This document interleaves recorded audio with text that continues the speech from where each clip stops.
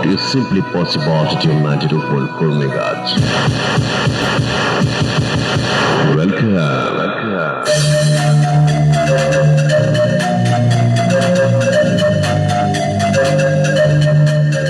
Now you are listening to Walpalko Sasi Radio Indreni FM 92.4 megahertz.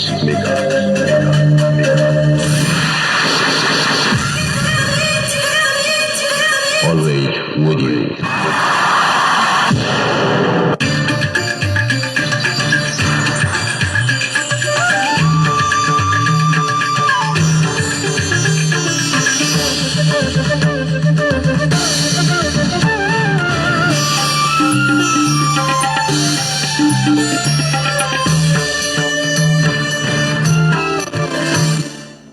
भूमि सम्बन्धी समस्या समाधान आयोग नीतिगत, संरचनागत तथा व्यवस्थापकीय ढंगले प्रभावकारी रूपमा अघि बढेको आयोगका अध्यक्ष गेवालीको भनाई। कानूनी रूपमा विभेद रहित ढंगले काम गर्ने दृढता। 12औं राष्ट्रिय जनगणनाको तयारी तीव्र। 43,000 बढी गणकबाट तथ्याङ्क संकलन गरिने। गजल अभियान दाङले 2 जना स्रष्टालाई पुरस्कृत गर्ने। रोल्पामा भएको सवारी दुर्घटनामा 1 मृत्यु, अन्य 2 घाइते। दाङ तुलसीपुरका 2 व्यक्तिको एकै दिन कोरोना भाइरसका कारण मृत्यु।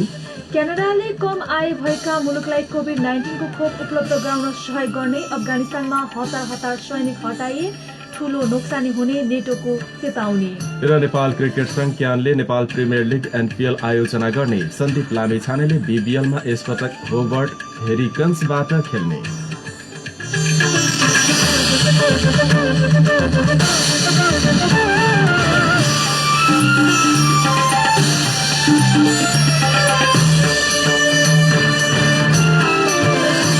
नमस्कार, इन्द्रेणी समाचारमा सहकर्मी कल्पनासँगै म छविको तपाईलाई हार्दिक स्वागत छ।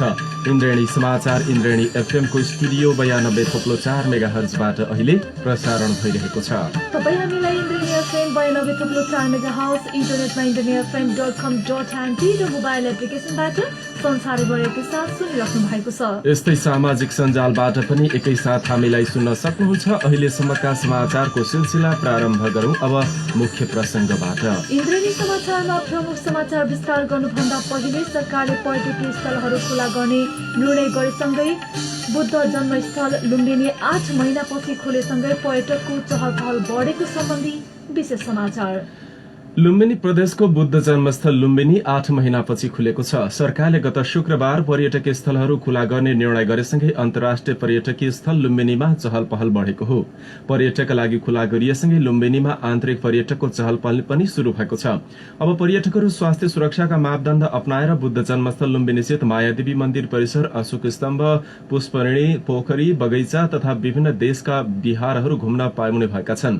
लुम्बिनी खुला गरिएसँगै हिजो साँझ लुम्बिनी होटल संघको आयोजनामा होटल व्यवसायीहरूले मायादेवी मन्दिर परिसरमै विश्व शान्तिको कामना गर्दै दीप प्रज्वलन समेत गरेका छन्। मायादेवी मन्दिरसँगै रहेको अशोक स्तम्भ परिसरमा स्थानीय होटल व्यवसायी र अन्य इच्छुकले अब हरेक दिन 5 देखि 7 बजेसम्म बेलुकी दीप प्रज्वलनलाई निरन्तरता दिने लुम्बिनी होटल संघका महासचिव लीलामणि शर्मा पौडेलले जानकारी दिनुभयो। मायादेवी मन्दिर परिसरमा प्रवेश गर्नु अघि हरेक पर्यटकको तापक्रम मापन गरिने, अनिवार्य रूपमा मास्क लगाएको हुनुपर्ने लुम्बिनी विकास कोषका वरिष्ठ अधिकृत एवं प्रमुख प्रशासकीय अधिकृत ज्ञानिन राईले जानकारी दिनुभयो। महिलबार स्थित 5 नम्बर प्रवेशद्वारबाट मायादेवी मन्दिर पुग्ने पैदल मार्गमा रंगीन इटा बिछाएर आकर्षक बनाइएको र मायादेवी मन्दिर परिसरमा घाँस दुबो काटेर चिटिक्क बनाइएको छ। असोजदेखि मंसिरसम्मको 3 महिना लुम्बिनीमा आन्तरिक पर्यटक सबैभन्दा बढ़ी आउने सिजन हो। यो अवधिमा 1 महिनामा सर्द 1.5 लाख पर्यटक आउने गरेको लुम्बिनी विकास कोषका सूचना शाखा अधिकृत हरि राईले जानकारी दिनुभयो। तर यसपटक कोरोना महामारीका कारण ती सबै प्रभावित भएका छन्।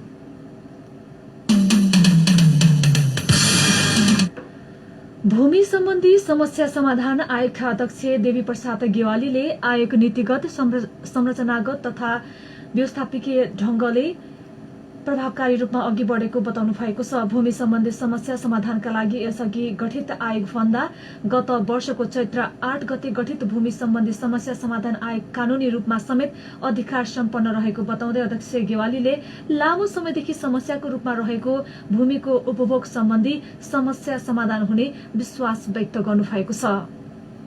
भूमि सम्बन्धी ऐनको 8औं संशोधन, नियमावलीको 18औं संशोधन यसपटक भएको छ, जसले यो कामलाई अगाडि बढाउन कानुनी आधारहरू प्रदान गरेको छ। संरचनागत पक्ष र आवश्यक पूर्वाधारहरूको निर्माण गर्ने काम यो अवधिमा हामीले गरेका छौं। हामी नीतिगत, संरचनात्मक र व्यवस्थापकीय कामका कामहरूलाई यस अवधिमा आयोगले अगाडि बढाएको छ।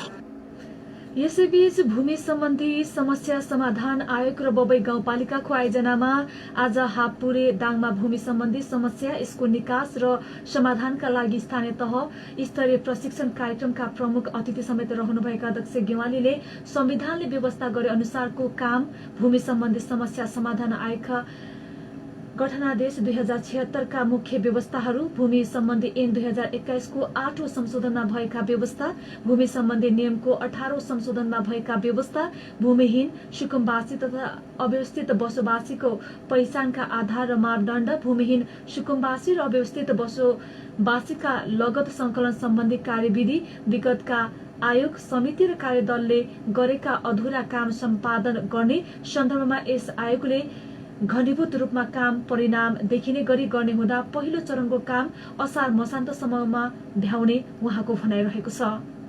ठ्याक्कै तिथि मिति गते भन्ने अब घडी पला हेरेर त भन्न सकिँदैन हैन।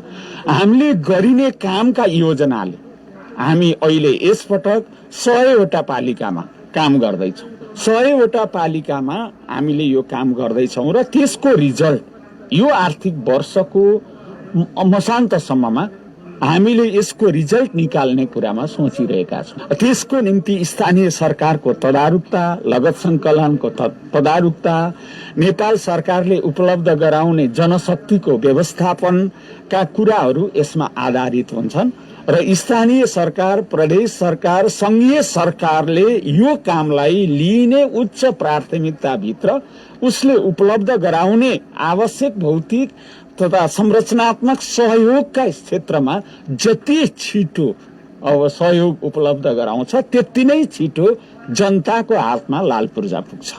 यस्तै बबई गाउँपालिकाका अध्यक्ष भुवनेश्वर पौडेलको अध्यक्षतामा भएको कार्यक्रममा भूमि सम्बन्धी ऐन 2021 को 8औं संशोधन र भूमि सम्बन्धी नियमको 18औं संशोधनमा भएका व्यवस्थाका आधारमा अब स्थानीय तह, प्रदेश सरकार र केन्द्रले संयोजनकारी भूमिका निर्वाह गर्दै भूमिहीन, सुकुम्बासी र अव्यवस्थित बसोबासीको समस्या समाधानको काम थालनी गरेको छ। सातवटै प्रदेशमा सुरुवाती चरणका 14 स्थानबाट थालेको यो काम लुम्बिनी प्रदेशको दाङको बबई गाउँपालिका र रूपेन्देहीको कञ्चन गाउँपालिकाबाट थालनी गरेको छ। स्थानीय तहको छुट्टै शाखा गठन गरी भूमि सम्बन्धी समस्या समाधानको काम थालनी गर्ने संवैधानिक रूपमा अधिकार सम्पन्न आयोगले हरेक तहमा कर्मचारी संयन्त्र तथा विभाग गठन गरी कामको सुरुवात गरेको छ। 3 वर्ष कार्यकाल रहेको आयोगले चालू आर्थिक वर्षको असार मसान्तसम्ममा देशभरको 753 स्थानीय तह मध्ये 100 वटा पालिकामा लगत सबै खालको टिप्पणी उठाउने काम सक्ने लक्ष्य राखेको छ। 14 लाख भूमिहीन, सुकुम्बासी, अव्यवस्थित बसोबासी परिवार रहेको अनुमानका आधारमा 3 वटै तहबाट काम हुन लागेको छ। जिल्लाको बबई गाउँपालिकामा 16 जना कर्मचारी खटाइने गरी काम हुन लागेको हो। भूमि सम्बन्धी समस्या समाधान आयोगको काम, कर्तव्य र अधिकारका विषयमा आयोगका सदस्य सचिव लीला प्रसाद शर्माले अभिमुखीकरण गर्नुभएको थियो भने भूमिहीन, सुकुम्बासी, अव्यवस्थित बसोबासीको पहिचान, प्रमाणीकरण र त्यसको प्रक्रियाका बारेमा आयोगका उपसचिव राजेन्द्र अर्यालले जानकारी गराउनु भएको थियो। यसैबीच भूमि सम्बन्धी समस्या समाधान आयोगको लगत संकलन इकाइको हापुरेमा उद्घाटन भएको छ। सो इकाइको उद्घाटन आयोगका अध्यक्ष देवी गेवालीले गर्नुभएको हो। कार्यक्रममा आयोगका सदस्य शोभाराम बस्नेत, गाउँपालिकाका उपाध्यक्ष सावित्रा विक, लुम्बिनी प्रदेश सभा सदस्य विमला ओली, दङ्गीशरण गाउँपालिकाका अध्यक्ष भागीराम चौधरी, नेपाल पत्रकार महासंघ दाङ शाखाका अध्यक्ष सबिन प्रियासन, स्थानीय राजनीतिक दलका प्रमुख, स्थानीय नागरिक लगायतको सहभागिता रहेको थियो। उपाध्यक्ष सावित्रा विकको स्वागत मन्तव्यबाट शुरू भएको कार्यक्रमको सहजीकरण गाउँपालिकाका प्रमुख प्रशासकीय अधिकृत भीष्म कुमार मल्लले गर्नुभएको थियो।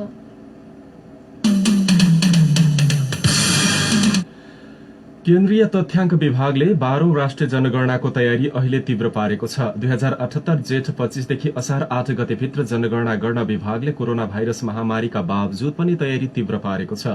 नेपालमा विक्रम सम्वत 1968 मा शुरू भएको जनगणना हरेक 10 वर्षमा दोहोरिन्छ। प्रदेशपालिका र वडाहरूले तयार पारेका आफ्ना प्रोफाइलहरूमा प्रयोग भएका अधिकांश तथ्याङ्क 2068 को जनगणनामा आधारित छन्। आगामी जनगणनाका लागि 9000 सुपरिवेक्षक 43277 गणक भर्ना गर्ने विभागले तयारी गरेको छ। उनीहरूले 3 महिनाका लागि रोजगारी पनि पाउने भएका छन्। यसअघि विभागले राष्ट्रिय जनगणनाका लागि सूचीकरण फारम लगत 1 तथा लगत 2 फारम प्रयोग गर्ने गरेको थियो। यसपटक त्यसका लागि सामुदायिक प्रश्नावली थपिएको छ। त्यसमा मृत्यु, रोजगारी, वडाले दिएको सेवा सुविधा, विपद, वडामा हुने उत्पादन, वडाबाट बाहिरिने वस्तु, आमदानी, वडा शहर उन्मुख हो होइन लगायतका विविध प्रश्नहरू समेटिएका छन्, जसका आधारमा 25 दिनभित्र ती सबै लगत संकलनको काम सम्पन्न गरेर सार्वजनिक गर्ने तयारी पनि राष्ट्रिय तथ्याङ्क विभाग अनुसारको कार्य यसअघि नै अभिमुखीकरण कार्यक्रममा जानकारी गराइएको छ। सोही अनुसार प्रक्रिया अघि बढेको पनि केन्द्रीय तथ्याङ्क विभागले जानकारी गराएको छ।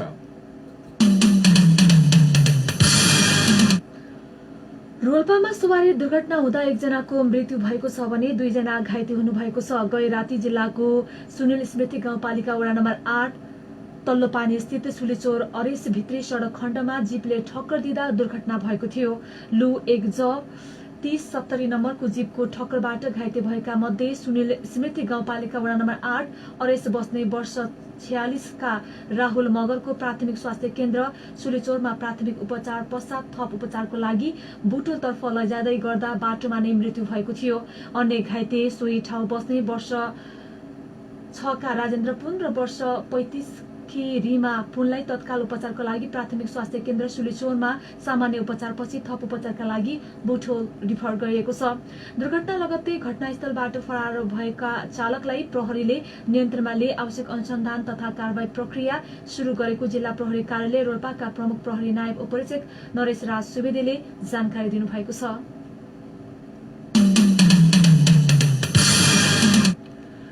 तुलसीपुर विमानस्थलमा हवाई इन्धन डिपो लामो समयको प्रतीक्षापछि अब स्थापना हुने भएको छ। लामो समयदेखि प्रक्रियाकै चरणमा रहेको इन्धन डिपो स्थापनाका लागि तिहार अघि नै टेन्डर प्रक्रिया अघि बढेपछि फ्यूल ट्याङ्क कहाँ राख्ने भन्ने समस्या अब समाधान भएको छ। डेरीगाउँ विमानस्थलको उत्तरतर्फ 7 कट्ठा जग्गामा सो डिपो निर्माण गर्न लागि हो।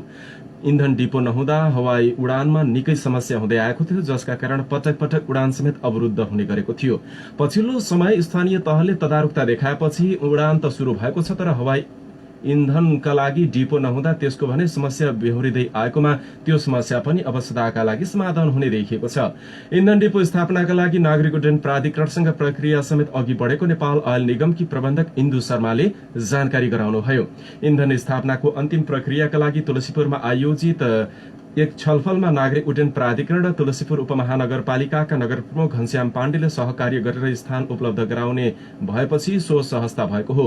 सो सहजतासँगै अब अन्य उड्डयन प्राधिकरणहरूले समेत उडानका लागि चासो व्यक्त गरेको नगर प्रमुख पाण्डेको भनाइ छ।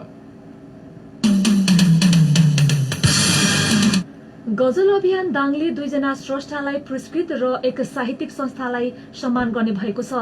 गजल अभियान दाङले हरेक वर्ष जस्तै यस वर्ष गजल क्षेत्रको लेखन तथा विकासमा योगदान पुर्याउने गजलकार सुशील गौतम र गायक शिशिर योगीलाई पुरस्कृत गर्ने भएको हो। अभियानले ठाकुर प्रसाद लामिछाने गजल लेखन पुरस्कारबाट गजलकार सुशील गौतम र पानसरी मनवीर गजल संगीत पुरस्कारबाट गायक शिशिर योगीलाई प्रदान गरिने भएको गजल अभियान दाङका अध्यक्ष प्रबल विष्टले जानकारी दिनुभएको छ। अध्यक्ष विष्टका अनुसार संस्थागत सम्मानतर्फ प्रगतिशील लेखक संघ दाङलाई सम्मान गरिने भएको छ। पुरस्कार एवं सम्मान छनौट समितिका संयोजक विश्वकृतिमानी संगीतकार एवं गजल अभियान दाङका सल्लाहकार सन्तोष श्रेष्ठ र छनौट समिति सदस्य एवं सल्लाहकार द्वै छविलाल कोपिला र दीपक शर्मा समीरको उपस्थितिमा बसेको बैठकले उक्त निर्णय गरेको थियो। अभियानले केही दिनभित्रै दाङमा भव्य गजल महफिल सहितको औपचारिक समारोहको आयोजना गरी पुरस्कार एवं सम्मान व्यक्त गर्ने भएको अभियानका अध्यक्ष विष्टले जानकारी दिनुभएको छ। देशका केही अस्पताल र निजी ल्याबहरूले पीसीआरको नक्कली रिपोर्ट दिने गरेको भेटिएको छ। काठमाडौँको मन्डीखारमा रहेको हेम्स अस्पताल, सानेपामा रहेको स्टार अस्पतालले पीसीआरको नक्कली रिपोर्ट दिने गरेको भन्दै संस्कृति, पर्यटन तथा नागरिक उड्डयन मन्त्रालयले कोभिड-19 संकट व्यवस्थापन केन्द्र सीसीएमसी तथा स्वास्थ्य तथा जनसंख्या मन्त्रालयले पत्र काट्दै उनीहरूमाथि छानबिन गर्न र कार्यवाही गर्न समेत भनेको छ। अस्पतालले कोरोना पोजिटिभ रिपोर्ट आए पनि विदेश जानेहरूलाई नेगेटिभ दिने गरेको खुलेको हो। नक्कली रिपोर्ट लिएर गएका यात्रुहरू हङकङ युए पुगेपछि अस्पतालको रिपोर्टमाथि पर्यटन मन्त्रालयले छानबिन प्रक्रिया अघि बढाएको छ। यस्तै Surya health care central diagnostic laboratory पनि पीसीआरको नक्कली रिपोर्ट दिने केन्द्रका रूपमा खुलेको र अनुसन्धानका लागि पत्राचार नै गरेको पर्यटन मन्त्रालयले बताएको छ। त्यसका लागि छानबिन र कार्यवाही गर्न पनि त्यहाँ भनेको छ। यस्ता अस्पताल र ल्याबहरूका कारण नेपाल एयरलाइन्स, हङकङ, युएई सहितका केही देशहरूमा उडान समेत प्रतिबन्धमा परेको छ। पर्यटन मन्त्रालयले काटेको पत्रमा हाम्स स्टार लगायतका केही ल्याबले ल्याब नै स्वाब नै संकलन नगरी विदेश जानेहरूलाई रकम लिएर पीसीआर रिपोर्ट दिने गरेको पनि उल्लेख गरिएको छ। छठ पर्वको तेस्रो दिन आज खरना मनाइँदैछ। आस्था र निष्ठापूर्वक घर घरमा मनाइने छठ पर्वको तेस्रो दिन मिथिलाञ्चलमा आज बेलुका खरना मनाउने गरिन्छ। दिनभरि निराहार उपवास बस्ने व्रतालु बेलुका घरमा शक्कर र खीर चढाएर खरना पर्व मनाउने गर्दछन्। आजको दिन युवाहरू मिलेर छठ मनाइने नदी, ताल वा पोखरी किनार तथा सड़क सफा गर्ने, घाँस खुर्किने र पानीलाई सफा गर्ने चलन रहिआएको छ। त्यस्तै व्रतको चौथो दिनलाई सन्ध्या अर्घ भन्ने गरिन्छ।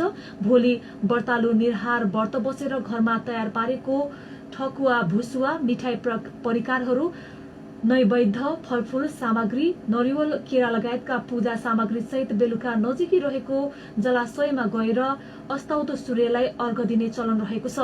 छठको अन्तिम दिन बिहान उदाउँदो सूर्यलाई अर्घ दिएर व्रतको समापन गर्ने गरिन्छ।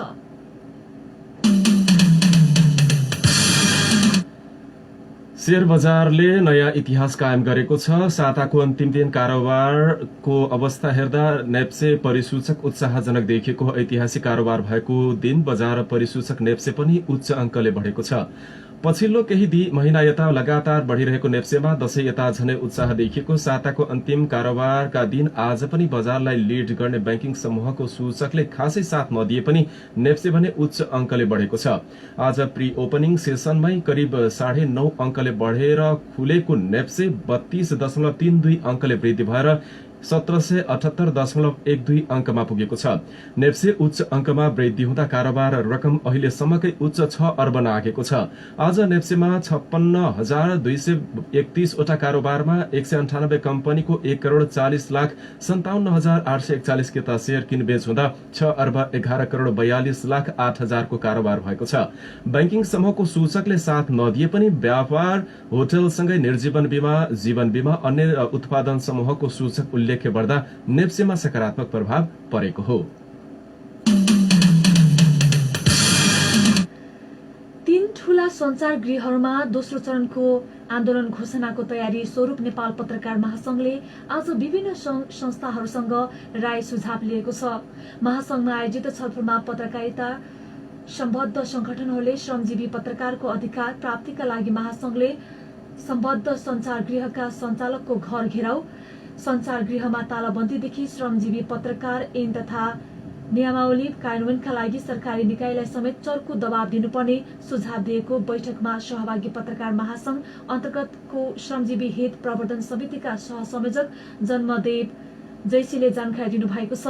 महासंघले कोरोना महामारीको बहानामा अन्यायपूर्वक निष्कासित पत्रकारको ससमान पूर्ण बहाली, यसैबीचको तलब भत्ता उपलब्ध गराउन, दशैं खर्च लगायतका विगतमा दिँदै आएका सेवा सुविधा सहित बक्यता चुक्ता गर्न, नियमित पारिश्रमिक उपलब्ध गराउन, घटाएको पारिश्रमिक बढाएर पूर्ण बढ़ाउन तथा श्रमजीवी पत्रकार ऐन तथा नियमावली अनुसारको सेवा सुविधा उपलब्ध गराउन आन्दोलन गर्दै आएको छ। कार्यक्रमलाई सम्बोधन गर्दै महासंघका अध्यक्ष गोविन्द आचार्यले श्रमजीवी पत्रकारको समस्यालाई वार्ता र संवादबाट समाधान नभएका कारण आन्दोलन गर्नु परेको जानकारी दिँदै छठ पर्व लगत्तै 3 संचार गृहमा दोस्रो चरणको आन्दोलन गरिने बताउनु भएको छ। दाङमा कोरोना संक्रमितको संख्या 2500 बढ़ी देखिएको छ। हालसम्मको तथ्याङ्क अध्यावधि गर्दा स्वास्थ्य कार्यालय दाङ तथा कोरोना जिल्ला आपतकालीन कार्य सञ्चालन केन्द्रको विवरणलाई मिलाएर हेर्दा 2526 जना व्यक्तिमा दाङमा कोरोना संक्रमण पुष्टि भएको हो, जसमा सबैभन्दा बढ़ी घोराही उपमहानगरपालिका र तुलसीपुर उपमहानगरपालिकाका छन्। जिल्ला आपतकालीन कार्य सञ्चालन केन्द्रका अनुसार मंसिर 3 गते हिजोसम्मको अध्यावधिक विवरणमा घोराहीमा हालसम्म 1076, तुलसीपुर उपमहानगरमा 660, लमही नगरपालिकामा 256, राजपुर गाउँपालिकामा 41, बबई गाउँपालिकामा 72, बंगलाचुली गाउँपालिकामा 167, राप्ती गाउँपालिकामा 95, गढ़ुवा गाउँपालिकामा 70, शान्तिनगर गाउँपालिकामा 97 जना व्यक्तिमा कोरोना संक्रमण पुष्टि भएको छ। जिल्लामा स्वाब संकलन गरी कोरोना परीक्षण गर्दा संक्रमण पुष्टि भएकाहरूको मात्रै विवरण अध्यावधिक हुने गरेको पनि केन्द्रले यसअघि जानकारी गराएको छ। यस्तै जिल्लामा अहिलेसम्म 24 जना कोरोना संक्रमितको मृत्यु भएको छ। जिल्लामा 10 जनाको मात्रै विवरण अध्यावधिक गरिए पनि अन्य जिल्ला बाहिर उपचारका लागि गएकाहरू मध्येको ज्यान गएको हो। जिल्लामा स्वाब संकलन गरी कोरोना परीक्षण गर्दा संक्रमण भई मृत्यु भएकाहरूको अध्यावधिक अन्य जिल्लाले गर्ने हुँदा यहाँ संकलन तथ्याङ्क नराखिए पनि जिल्लामा अहिले पनि संक्रमित र कोरोनाबाट ज्यान गुमाउनेको संख्या बढ्दै गएको छ। अहिले जिल्लामा सक्रिय संक्रमितको संख्या 550 भन्दा बढ़ी छ। यस्तै दाङ तुलसीपुर उपमहानगरपालिका वडा नम्बर 6 का 2 व्यक्तिको एकै दिन कोरोना भाइरसका कारण मृत्यु भएको छ। एकजना 56 वर्षीय र अर्का 51 वर्षीय पुरुषको बाँकेमा उपचारका क्रममा आज मृत्यु भएको हो। तुलसीपुर उपमहानगरपालिका वडा नम्बर 6 का 81 वर्षीय पुरुषको आज बिहान 3:30 बजे भेरी अस्पताल नेपालगञ्जमा र तुलसीपुर 6 का 56 वर्षीय पुरुषको आज बिहान 2:30 बजे कोहलपुर मेडिकल कलेजमा मृत्यु भएको हो। राप्ती स्वास्थ्य विज्ञान प्रतिष्ठानमा पीसीआर परीक्षणका क्रममा 81 वर्षीय पुरुषलाई कार्तिक 29 गते संक्रमण पुष्टि भएको थियो भने 56 वर्षीय पुरुषलाई कार्तिक 25 गते कोरोना संक्रमण पुष्टि भएको तुलसीपुरका कोरोना फोकल पर्सन विमल केसीले जानकारी दिनुभएको छ। 81 वर्षीय पुरुष संक्रमण पुष्टि भएकै दिन उपचारका लागि भेरी अस्पताल लगिएको थियो भने 56 वर्षीय पुरुष कार्तिक 25 गते रिपोर्ट आएपछि होम आइसोलेसनमा बस्नु भएको थियो। उहाँको स्वास्थ्यमा समस्या उत्पन्न भएपछि कार्तिक 27 गते कोहलपुर मेडिकल कलेजमा उपचारका लागि लगिएको थियो। स्वास्थ्यमा सुधार नआएपछि उपचारका क्रममा उहाँको मृत्यु भएको बाँकेका कोरोना फोकल पर्सन नरेश श्रेष्ठले जानकारी दिनुभएको छ। यो सँगै बाँकेमा हालसम्म 77 जना कोरोना संक्रमितको मृत्यु भइसकेको छ। बाहिरी जिल्लाबाट उपचारका लागि पुगेका 41 जना र बाँकी जिल्लाका थप 36 जनाको मृत्यु भइसकेको फोकल पर्सन श्रेष्ठले बताउनु भएको छ। यता पछिल्लो 24 घण्टाको अध्यावधि गर्दा मुलुकभर 2103 जना कोरोना संक्रमित थपिएका छन्। देशभरका प्रयोगशालामा 9805 जनाको नमूना परीक्षण गर्दा कुल संक्रमित थपिनेको संख्या आज 2103 रहेका छन्। यो सँगै कुल संक्रमितको संख्या 2,15,020 पुगेको छ। स्वास्थ्य तथा जनसंख्या मन्त्रालयका अनुसार 1276 जनाको मृत्यु भएको छ भने 1,85,638 जना संक्रमण मुक्त भएका छन्। पछिल्लो 24 घण्टामा मात्रै 2,898 जना कोरोना संक्रमण मुक्त भएका हुन्। देशभर अहिले 28,106 जना सक्रिय संक्रमित छन्। ती मध्ये अधिकांश होम आइसोलेसनमा उपचाररत छन्। इन्टरनेट समाचारमा अब केही अन्तर्राष्ट्रिय समाचार। क्यानाडाले कम आय भएका मुलुकहरूलाई कोभिड-19 को खोप उपलब्ध गराउन सहयोग गर्ने भएको छ। आफ्नो देशका नागरिकका लागि पर्याप्त मात्रामा आवश्यक पर्ने खोपको मात्रा जोहो गरिसकेको क्यानाडाले खोप किन्न सक्ने आर्थिक हैसियत नभएका देशका लागि सहयोग गर्ने निर्णय गरेको हो। 3 करोड 80 लाख जनसंख्या रहेको क्यानाडाले यसअघि नै 41 करोड 40 लाख भन्दा बढी खोपको मात्रा अर्डर गरिसकेको छ। क्यानाडाले अरू कुनै पनि देशले आफ्ना नागरिकका लागि जोहो गरेको भन्दा बढी संख्यामा खोप व्यवस्था गरिसकेको duke global health innovation centre उत्तरी क्यारोलिनाका शोधकर्ताले जनाएका छन्। एउटा वा दुईवटा खोपले मात्र काम गरे पनि आफ्नो देशका लागि अरबौं मात्रा खोपको डोज सुनिश्चित गरिसक्ने धनी मुलुक मध्येमा क्यानाडा पर्दछ। क्यानाडियन सरकारको स्रोतलाई उल्लेख गर्दै रोयटर्सले लेखे अनुसार उसले विश्व स्वास्थ्य संगठन मार्फत यो सहयोग उपलब्ध गराउनेछ। कोभ्याक्सका लागि क्यानाडाको जस्तै सहयोगका लागि अरू केही धनी देशलाई पनि उत्प्रेरित गरिरहेको उक्त संगठनले पनि जनाएको छ। मोडर्ना, फाइजर जस्ता बहुराष्ट्रिय औषधि उत्पादक कम्पनीहरूले आफ्नो खोप अन्तिम चरणमा रहेको र 95% सम्म सफल देखिएको दावी गरेपछि विश्वभर आशाको किरण सञ्चारित भएको छ। सन् 2021 को अन्त्यसम्ममा 2 अरब खोप बन्ने अनुमान गरिएको छ। उत्तर एटलान्टिक सन्धि संगठन नेटोका महासचिव जेन्स स्टोलबर्गले अफगानिस्तानमा तैनात विदेशी सैनिकलाई हतार हतार स्वदेश फर्काइए त्यसबाट अफगानिस्तानको सेनाले ठूलो मूल्य चुकाउनु पर्ने चेतावनी दिनुभएको छ। अमेरिकी राष्ट्रपति डोनाल्ड ट्रम्पले अफगानिस्तानबाट अमेरिकी सैनिक ठूलो मात्रामा कटौती गर्ने घोषणाप्रति टिप्पणी गर्दै महासचिव स्टोलेनबर्गले सो चेतावनी दिनुभएको हो। उहाँले अफगानिस्तान अझै पनि अन्तर्राष्ट्रिय आतंकवादीको केन्द्रका रूपमा रहने सम्भावना रहेको उल्लेख गर्दै त्यहाँबाट पश्चिमा देशभित्र आक्रमणका योजना बन्न सक्ने भन्दै चिन्ता व्यक्त गर्नुभएको छ। महासचिव स्टोलेनबर्गले सिरिया र इराकमा परास्त भएका आईएस इस्लामिक स्टेटले अफगानिस्तानलाई आफ्नो केन्द्रका रूपमा उभ्याउन सक्ने खतरा रहेको उल्ल्याउनुभयो। अफगानिस्तानमा तैनात सैनिकको संख्याका बारेमा निरन्तर समीक्षा भइरहेको उहाँले बताउनु भएको छ। अफगानिस्तानबाट अमेरिकी सैनिकको संख्या निरन्तर कटौती गरिए पनि नेटोले अफगान सैनिकलाई तालिम परामर्श र सहायताका कार्यलाई निरन्तरता दिने स्पष्ट गरिसकेको छ। इन्द्रेणी समाचारमा अब केही खेल समाचार। नेपाल क्रिकेट संघ क्यानले नेपाल प्रिमियर लीग एनपीएल आयोजना गर्ने भएको छ। लीगको समय भने पछि तय गरिनेछ। क्यानको भर्चुअल वार्षिक साधारण सभाले एनपीएल आयोजना गर्ने निर्णय गरेको हो। क्यानको स्वामित्वमा रहने गरी नेपाली क्रिकेटको हित अनुकूल केन्द्रीय कार्य समितिलाई नेपाल प्रिमियर लीगको सम्झौता प्रक्रिया अघि बढ़ाउन जिम्मेवारी दिएको क्यान अध्यक्ष चतुर बहादुर चन्दले जानकारी दिनुभएको छ। यस्तै क्यानको 2070-71 देखि 2075-76 सम्मको वार्षिक लेखा परीक्षणको प्रतिवेदनलाई वार्षिक साधारण सभाले पारित गरेको छ। क्यानले 2076-77 को लेखा परीक्षण गर्ने जिम्मेवारी एबीएस एण्ड एसोसिएट्सलाई दिने निर्णय गरेको छ। आर्थिक वर्ष 2077-78 को कार्यक्रम तथा बजेट निर्माण गर्दै अघि बढ़न सभाले केन्द्रीय कार्य समितिलाई निर्देशन दिएको छ। 5 वर्षीय रणनीतिक योजना निर्माण गर्ने तथा त्यसलाई अन्तर्राष्ट्रिय क्रिकेट काउन्सिल आईसीसी समक्ष पेश गर्न साधारण सभाले केन्द्रीय समितिलाई निर्देशन दिएको छ। र नेपाली राष्ट्रिय क्रिकेट टोलीका सदस्य सन्दीप लामेछानेले अस्ट्रेलियाको बिग बास लीग बीपीएलमा यसपटक होवर्ड हरिकेन्सबाट खेल्ने हुनुभएको छ। होवर्डले आज बिहान विदेशी खेलाड़ीको कोटामा सन्दीपलाई अनुबन्धित गरेको हो। लगातार तेस्रो पटक बीपीएल खेल्न लाग्नुभएका सन्दीपले यसअघि मेलबर्न स्टार्टबाट लगातार 2 सिजन खेल्नु भएको थियो। बिग बास लीगमा सन्दीपले अहिलेसम्म 2 सिजनमा 20 खेल खेल्दै 36 विकेट लिनु भएको छ। बीपीएलमा यसअघि हरेक टिमले प्लेइङ सेटमा 2 जना विदेशी खेलाड़ी मात्रै राख्ने गरेको थियो। यसपटक भने प्रत्येक टिमले 3 जनासम्म विदेशी खेलाड़ी खेलाउन पाउने भएको छ। बिग बास लीगको 10औं संस्करण आगामी डिसेम्बर 10 तारिकबाट शुरू हुन लाग्यो। यिनै देश विदेश खेल समाचारका साथ हामी इन्द्रेणी समाचारको अन्त्यमा छौं। जाँदा जाँदै प्रमुख समाचार शीर्षक फेरि एकपटक। भूमि सम्बन्धी समस्या समाधान आयोग नीतिगत संरचनागत तथा व्यवस्थापकीय ढंगले प्रभावकारी रूपमा अघि बढ़ेको आयोग अध्यक्ष गेवालीको भनाई। कानूनी रूपमा विवेक रहित ढंगले काम गर्ने दृढता। 12औं राष्ट्रिय जनगणनाको तयारी तीव्र। 43,000 भन्दा बढ़ी गणकहरूबाट तथ्याङ्क संकलन गर्ने तयारी। गजल अभियान दाङले 2 जना स्रष्टालाई पुरस्कृत गर्ने। रोल्पामा भएको सुवारी दुर्घटनामा 1 जनाको मृत्यु, 2 जना घाइते। दाङ तुलसीपुरका 2 व्यक्तिको एक दिन कोरोना भाइरसका कारण मृत्यु। क्यानाडाले कम आय भएका मुलुकलाई कोभिड-19 को खोप उपलब्ध गराउन सहयोग गर्ने। अफगानिस्तानबाट हतार सैनिक हटाइए ठूलो नोक्सानी हुने नेटोको चेतावनी। र नेपाल क्रिकेट संघ क्यानले नेपाल प्रिमियर लीग एनपीएल आयोजना गर्ने। सन्दीप लामिछानेले बीपीएलमा एकपटक होवर्ड हरिकेन्सबाट खेल्ने।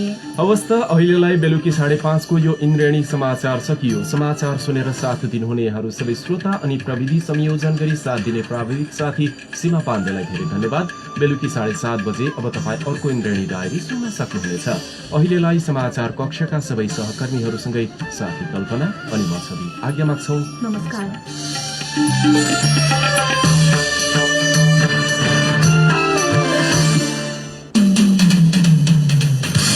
पलका साथी रेडियो इन्द्रेणी 92.4 मेगाहर्ज हामी